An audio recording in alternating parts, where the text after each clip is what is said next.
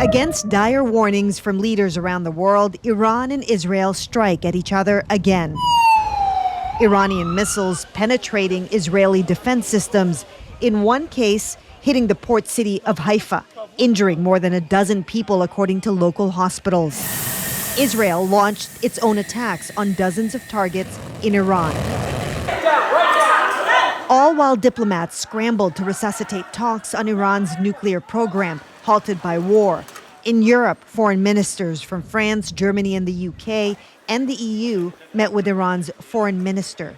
This is a perilous moment, and it is hugely important that we don't see regional escalation of this conflict. No breakthrough in this latest round of mediation. Iran making it clear it will talk, but on one condition. Once aggression is stopped and the aggressor is held accountable for the crimes committed. The Security Council. At a UN Security Council meeting requested by Iran, no consensus on who to hold accountable for the conflict, only a desperate call for dialogue. The expansion of this conflict could ignite a fire that no one can control.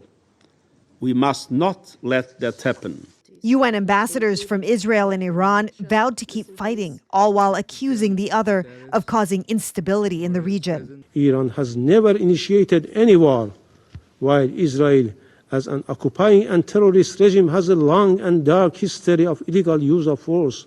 How dare you ask the international community to protect you from the consequences of your own genocidal agenda?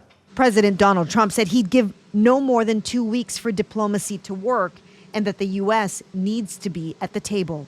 Iran doesn't want to speak to Europe. They want to speak to us. Europe is not going to be able to help in this. Trump also said he still believes Iran was weeks or months from developing a nuclear weapon, despite reports from U.S. intelligence saying otherwise. Well, then my intelligence community is wrong. Trump, by the way, also said that his own intelligence director, Tulsi Gabbard, is wrong on the intelligence. She testified before Congress just last March that Iran wasn't developing a nuclear weapon. And Chris, you and other reporters questioned the Israeli ambassador to the UN about this as well.